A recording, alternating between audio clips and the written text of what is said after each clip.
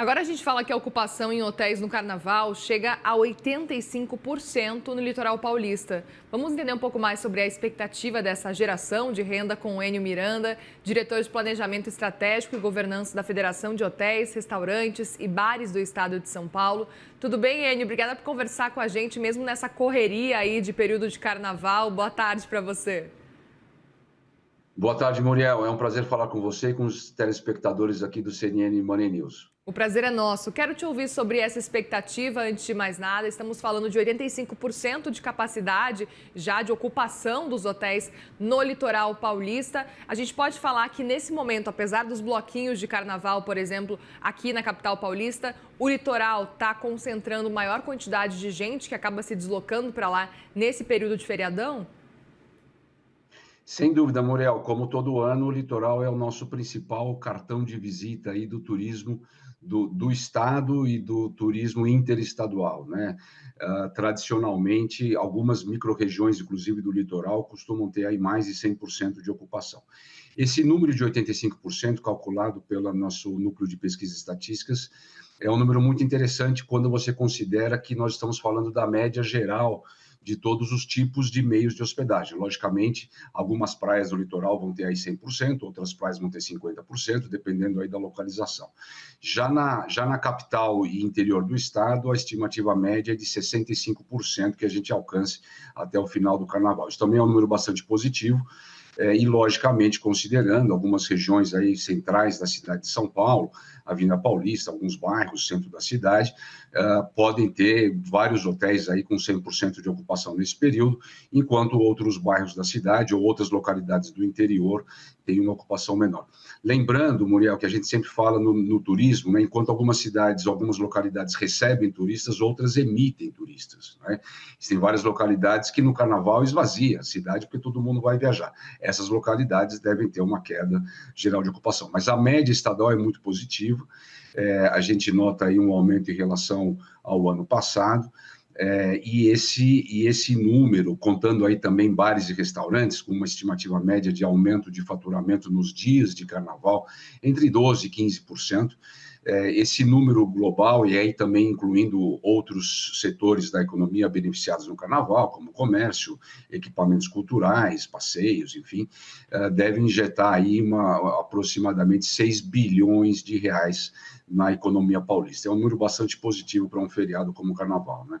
Minha nossa, muito positivo, levando em consideração como as pessoas geralmente têm muitas opções para viajar, né? Olhando, tem Rio de Janeiro e Nordeste principalmente. A gente estava há pouco comentando sobre Olinda, um carnaval muito forte, cada vez crescendo mais. E a gente tem ainda assim esse cenário de muita gente viajando para o litoral paulista. E queria te ouvir, inclusive na comparação com anos anteriores, vocês percebem que existe um crescimento na comparação com os anos anteriores? Como é que a gente consegue fazer essa comparação? Obviamente não temos os dados compilados já de quantas pessoas já realmente passaram por aqui, né, nesses últimos dias, mas a partir da projeção que vocês têm, do que vocês estão conseguindo acompanhar já também pelos números que você me passou, a gente consegue comparar com anos anteriores também?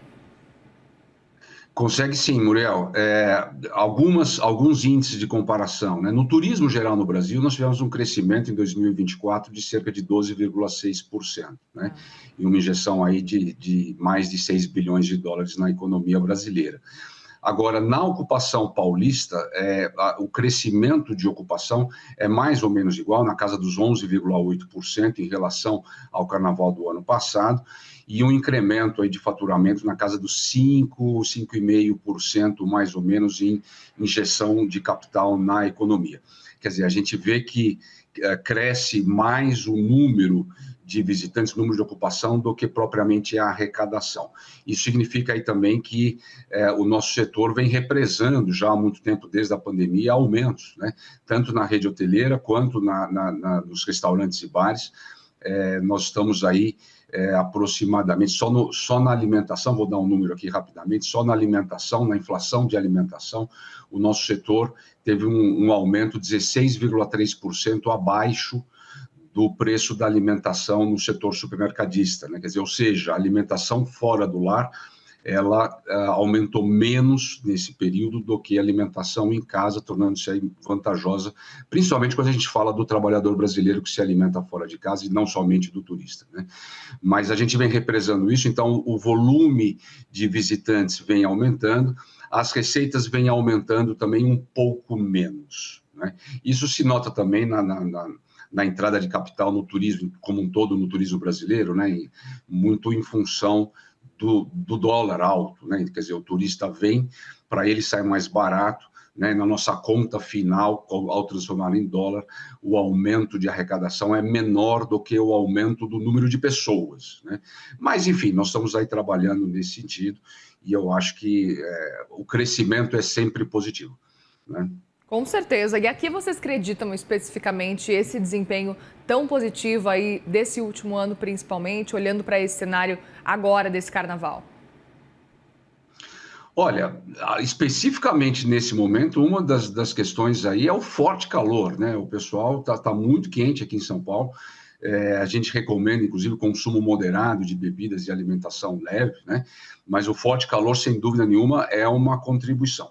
Outro fator é a volta da cultura em São Paulo dos blocos de rua, né? A gente percebe aí, quem é de São Paulo sabe a transformação que a cidade teve nos últimos 10 anos em relação ao carnaval. Quer dizer, nós deixamos de ser, a cidade de São Paulo principalmente, um grande emissor de turistas no carnaval para passar a ser receptores, né?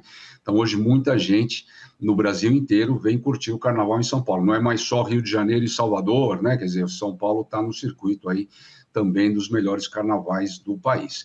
E esse fenômeno na capital, ele se espalha também por outras localidades, do litoral e interior do estado, né? Então, são alguns dos fatores aí que impactaram positivamente esse ano, né? Perfeito. Inclusive, a partir desses números que tendem, inclusive, quando concluir esse período todo, eu sei que são números que aparentemente vão vir a ser muito positivos.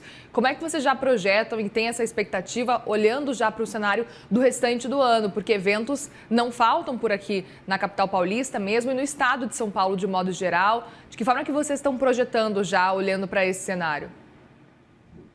Olha, o setor de turismo, de hospitalidade e alimentação, ele está muito bem preparado, principalmente no estado de São Paulo. Sim. Nós temos equipamentos aí, temos muito bons, de vários níveis, de várias categorias, né? Você pode ficar desde os mais econômicos até os melhores redes hoteleiras do mundo presentes.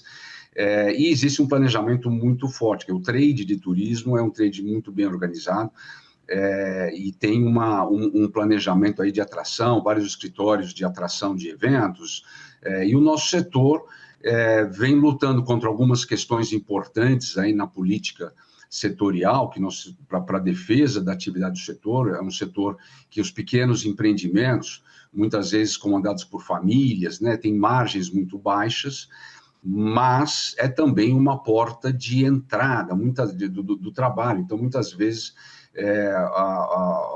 o sujeito às vezes perde um trabalho em algum lugar, ele vai abrir um bar, ele vai abrir uma pousada, quer dizer, e nós recebemos aí terceira idade para trabalhar, nós temos mais trabalhadores mulheres do que homens no nosso setor, então é um setor de porta de entrada que está sempre movimentando, né? É um grande gerador de emprego, então não é somente a receita do estabelecimento, mas sim o número de trabalhadores. A nossa federação no estado de São Paulo representa 502 mil empresas, são quase 1 milhão de empregos diretos, né, de geração de emprego. Então, isso é uma injeção importante de capital na economia. O setor vem crescendo, a expectativa para esse ano é de melhor ainda em relação ao ano passado. O número médio de crescimento anual está sempre entre 10% e 12%.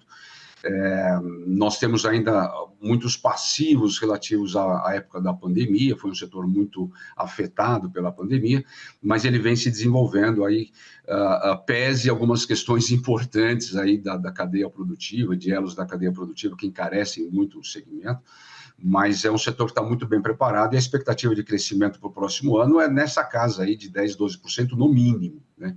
se não houver nem nada que impeça isso, mas o dólar alto para a recepção de turistas internacionais, a gente sabe que é bom nesse sentido, mas há um limite, né? Porque os nossos custos também, muitos deles também são em dólares, né? Então há um limite nessa linha, mas a previsão é de um aumento em 2025 relativo a 2024 na soma total do ano, sem dúvida nenhuma. Pois é, e preocupa vocês também a questão envolvendo talvez uma maior limitação de crédito? A gente está vendo, inclusive, possibilidade de aumento de taxas de juros por parte do Banco Central, pelo menos um aumento já contratado para o mês de março, mais um agora de 1 ponto percentual. A tendência é que vá aumentando os juros ao longo do ano, a tendência é tentar controlar um pouco mais a política monetária, como a gente está acompanhando os movimentos aí do Banco Central. Esse é um cenário que preocupa vocês também?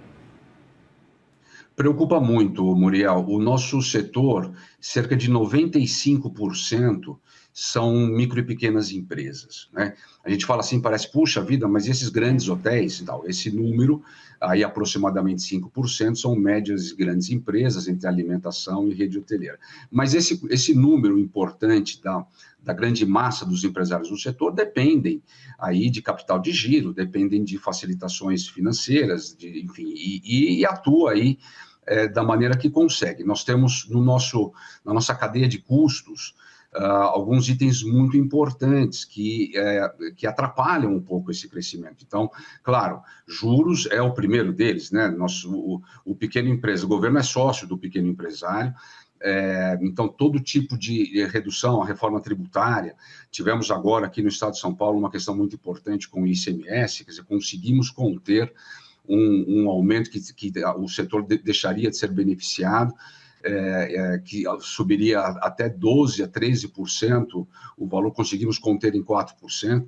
Então, tudo isso é muito importante. Mas alguns outros itens, por exemplo, vale citar, alguns monopólios aí são muito importantes e prejudicam a nossa cadeia de custos. Por exemplo, o sistema de vale-refeições, que acaba impactando, em alguns casos, até 14% do preço bruto do alimento que o trabalhador paga, é repassado diretamente para as empresas do sistema de vale-refeição. E sem contar também delivery e outros itens na cadeia que são também onerosos para o bom funcionamento. As margens são muito baixas, o nosso empresário paga mais para o monopólio e mais para o governo do que acaba conseguindo reter na sua margem de operação, né?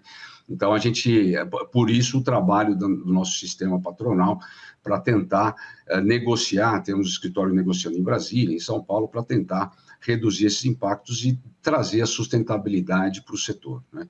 Então, é um desafio muito grande, o nosso trabalho é muito complexo nesse sentido. Mas funciona. Como é complexa a operação de um hotel e de um restaurante, a gente sabe. Mas está funcionando. Por enquanto, o setor está crescendo. Existe o risco aí de uma diminuição do número de empresas, mas estamos trabalhando aí e vem funcionando, por enquanto, já no limite, né? Mas são outros assuntos aqui, mas, de qualquer maneira, o setor está crescendo. Muito bem, Enio Miranda, diretor de Planejamento Estratégico e Governança da Federação de Hotéis, Restaurantes e Bares do Estado de São Paulo. Muitíssimo obrigada mais uma vez pela presença. Imagino que esteja numa correria grande aí, ainda mais nesse período do ano. Mas obrigada mais uma vez pela entrevista e volte sempre aqui no CNN Money. Muito obrigado, Muriel. Estou sempre à disposição aqui de vocês da CNN Money. A hora que precisar, a gente fala. Maravilha. Obrigada, Enio.